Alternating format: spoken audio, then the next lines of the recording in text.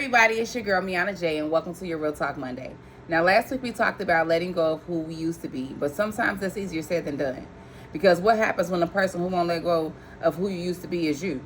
What happens when you change, but every time you try to move forward, your mind takes you right back to every bad decision or the relationships that you stayed in too long, the opportunities that you missed or the people that you hurt, the times when you knew better but still ain't do better, the years you wish you could get back.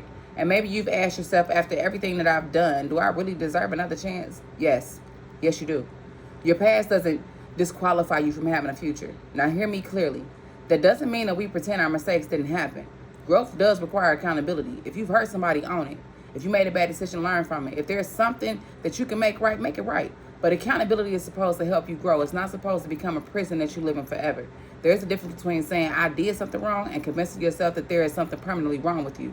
One acknowledges your actions, the other attacks your identity. And I need somebody to understand the difference. You are allowed to learn, you're allowed to heal, you're allowed to change, you're allowed to become wiser than the person who made those decisions.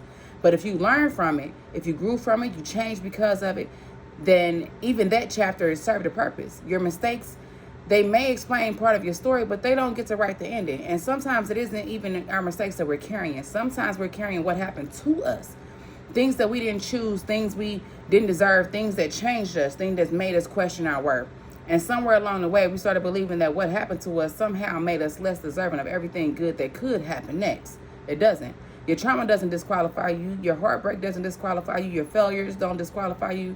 Starting over don't disqualify you. Being a work in progress doesn't disqualify you. And your past certainly doesn't get to decide how far you're allowed to go. Look at you. You still here, still learning, still growing, still dreaming, still becoming.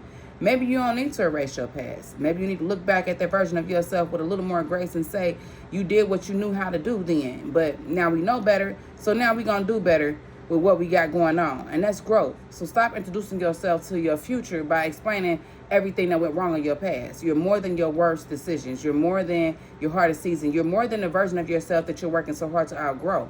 Take the lesson, take the wisdom, the strength, and leave that shame behind. Because you can't change yesterday, but you absolutely can have a say in what you do today. Your story isn't over and you're still writing it.